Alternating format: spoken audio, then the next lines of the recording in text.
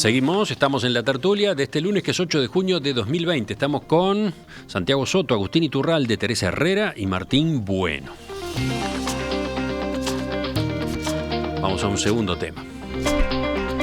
La llamada Operación Océano, en la que se investiga la explotación sexual de chicas menores de edad, lleva hasta ahora 19 imputados, algo inédito desde que funciona el nuevo Código del Proceso Penal. 17 personas han sido hasta ahora imputadas por reiterados delitos de retribución o promesa de retribución a menores de edad para que ejecutaran actos sexuales sueróticos. Estas personas van a esperar el juicio oral en libertad.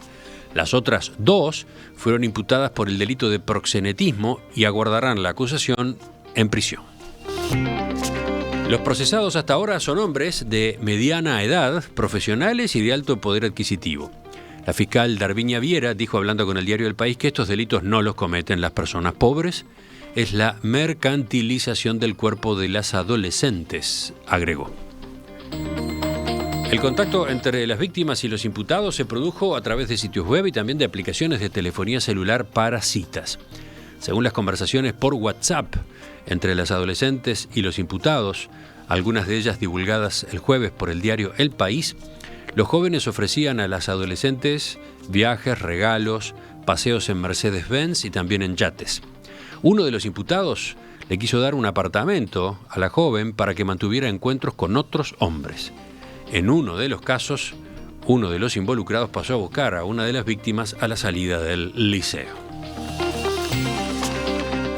Este es otro tema gigante. Vamos a empezar a abordarlo. Teresa, primero contigo. Me imaginé que iba a ser primero conmigo, ya estaba con el micrófono abierto. Bueno, a mí me parece que este caso es un caso emblemático. La Operación Océano es un punto de inflexión. Es un punto de inflexión porque hay muchos mitos urbanos, mucho prejuicio, mucho estereotipo en torno a estos temas y lamentablemente mucha naturalización. Es decir, todos sabemos que esos casos estaban, pero era mucho más cómodo mirar para el costado. Y evidentemente este trabajo excelente de la fiscal Viera, que como lo definió el fiscal de corte, fue empezar a tirar del ídolo de una madeja que no se sabe dónde va a terminar, y además todos sabemos que hay otras madejas en la frontera, ¿no? Digo, es decir, madejas lamentablemente de este tipo hay muchas. Pero yo creo que hay algunos puntos fundamentales a tratar en esto, que tienen que ver primero con entender que esto es un delito, y que quede claro, es un delito. No es que yo no sabía si tenía talento, no. Pagarle a una persona menor de edad para mantener cualquier tipo de vínculo sexual es un delito, y es un delito porque es una vulneración de derecho, porque así lo dice nuestra justicia, porque así lo dicen nuestras leyes, y porque además es un tema de respeto de los derechos humanos de los gurises y las gurisas. Entonces, no hay dos lecturas posibles acá. No, y además en algunos de los casos queda claro que la persona sabía que estaba tratando con una menor, ¿no? Al punto de que, por ejemplo, le ofrece ir a buscarla al liceo, ¿no? A la puerta del liceo. Emiliano, por la información que tenemos y que ha trascendido, no digo que la tengamos toda, pero por la información que ha trascendido, todos sabían perfectamente que eran menores. Sí, hay algunos de los diálogos en los que se habla expresamente de la edad. Campañas Exactamente, y ha habido campañas muy claras de UNICEF. Además, él no sabía que era menor, no es una excusa, hay toda una campaña de UNICEF en torno a no sabía que era menor, ¿no? Es decir, justamente porque es la excusa inicial que tienen estos varones con poder, porque esa es la segunda cosa o el segundo concepto que me gustaría que quedara claro. Estas situaciones no ocurren ocurren otro tipo de vulneraciones de derechos de gurisas y gurises menores de edad, en otros estratos o en otras situaciones. Pero en estos casos concretos hay que tener poder y hay que tener dinero para poder ejercer esa retribución y para poder manejar estas situaciones como se manejan. Y insisto, acá lo lamentable y además que tenemos que reflexionar como sociedad es la naturalización de este asunto. Tenemos que tener claro que esto, como yo decía, es un delito y además es un delito que está que lo primero que tiene que empezar a tener es la condena social. El tema acá es, digo, yo no quiero meterme ni en los nombres de las personas, ni en la situación de cada una de esas personas, porque eso lo dirimirá la justicia, están formalizados, pero también sabemos que la formalización no implica, sí implica que hay, digamos, evidencia suficiente como para formalizarlo, pero bueno, todavía no han sido condenados. Acá no hay un problema de nombres individuales, que es una cosa que también se ha manejado muchísimo, ¿verdad? Acá hay un problema social que tenemos que tener muy claro. Hay varones con mucho poder, con la complicidad de algunas mujeres también, ¿no? Digo, que ejercen también, digo, lo que significaría el proxenetismo, cosas por el estilo, pero básicamente varones con poder que ejercen ese poder y utilizan ese dinero para vulnerar derechos de gurisas, para llevarlas por caminos que son terribles.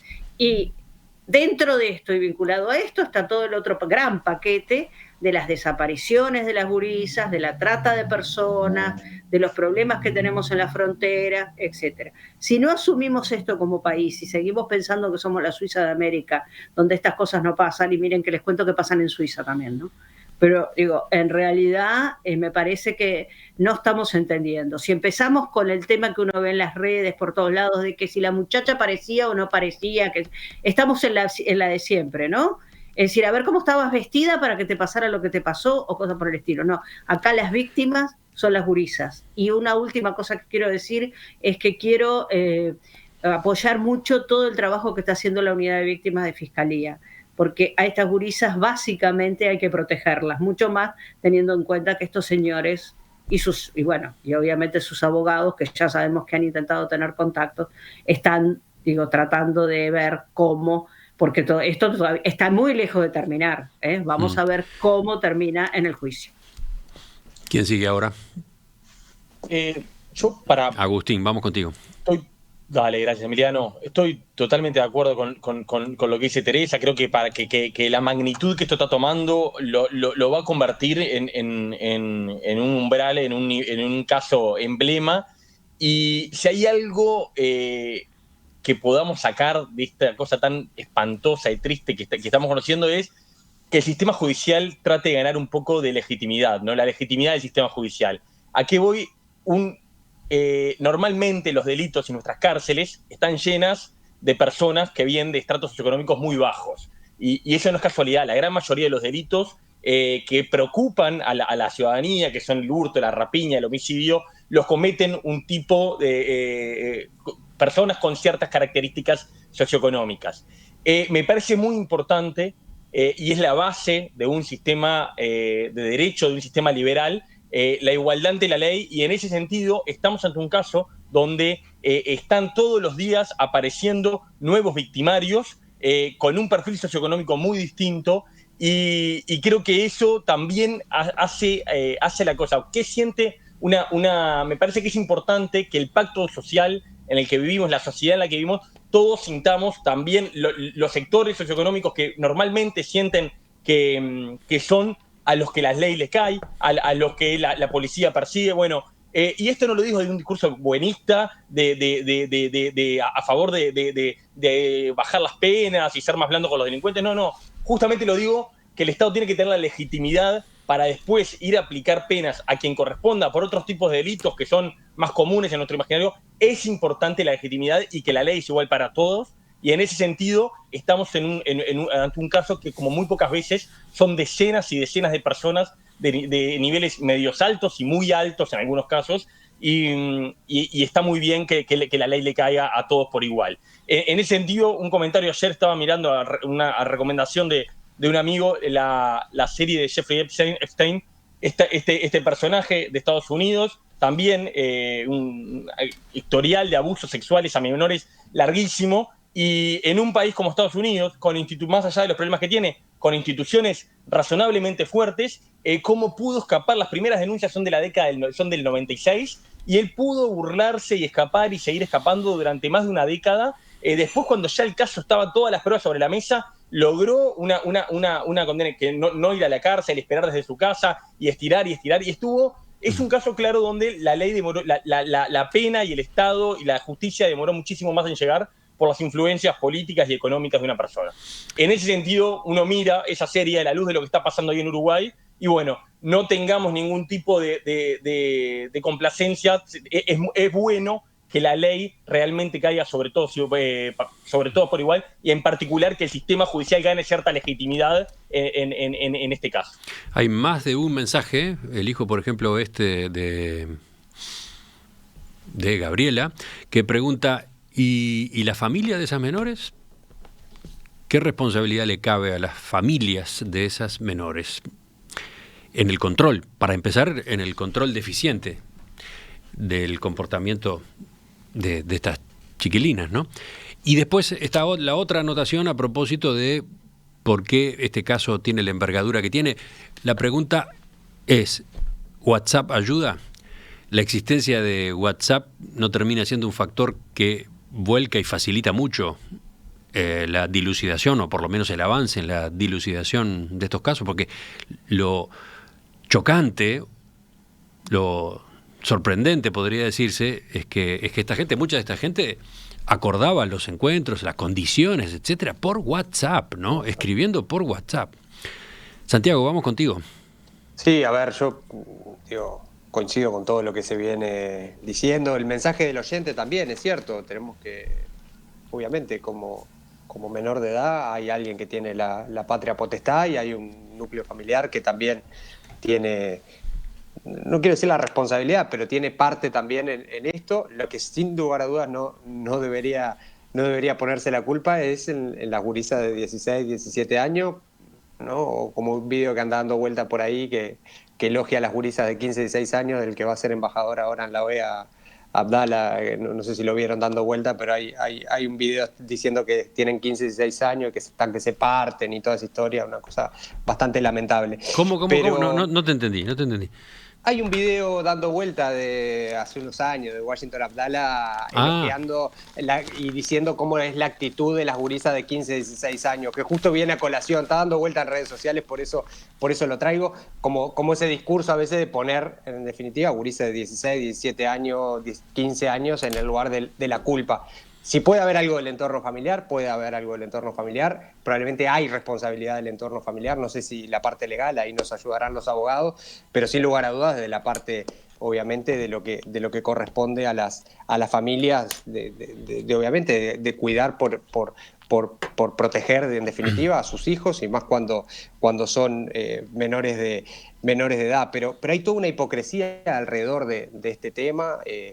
No es casual, hay una trenza entre, ¿no? Esto salta porque hay una situación muy extrema, entonces hay que valorar a la justicia. Yo estoy de acuerdo con Agustín de esto, o sea, me parece como algo muy bueno, digamos, que la justicia pueda ir a fondo con este tema, pero ahí venía pasando por abajo del radar, salta con este tema, tiran de la punta de la madeja, como decía Teresa, y ahí empiezan a saltar vínculos entre lo político, gente del sistema judicial, gente del sistema empresarial al nivel más top y más alto, porque hay algunos de esos personajes que están imputados, que habrá que obviamente la justicia todavía no la dudó hasta el final, pero que aparecen en fotos con todo el establishment, digamos, de todos los colores. No estoy hablando de un partido en particular, ¿no? O sea, estoy hablando más, digamos, a una trenza que estaba involucrada en esta, muy arraigada en la élite,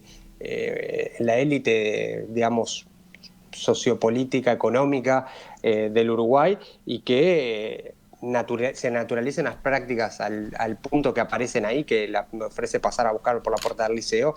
Realmente, no sé, a mí me saltó de que es más grande de lo que yo pensaba, por lo menos, incluso viendo las películas, como decía Agustín, por lo menos yo no me imaginaba algo a ese nivel de impunidad que se cree ese conjunto de personas que están ahí para montar, digamos, el espectáculo lamentable que la justicia, por suerte, y ahí vuelvo, y sobre todo la fiscalía, vuelvo a resaltar el rol que está teniendo, ¿no?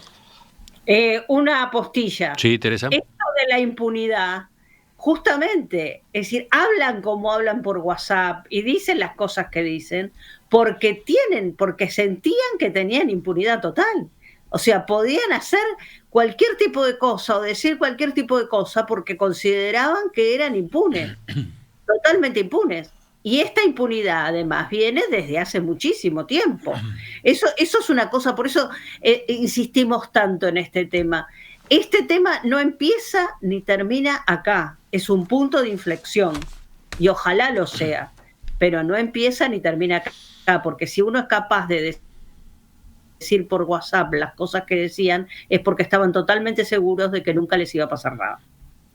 Sí, pregunta uno de los oyentes, no entiendo la referencia a WhatsApp. ¿Cuál es la idea? ¿Que el mensajero también sea culpable? ¿No tiene sentido? Plantea Osvaldo. No. Lo que se señaló hace unos minutos es que gracias, entre comillas, a WhatsApp, es que probablemente esta investigación ha avanzado más que otras, ¿no?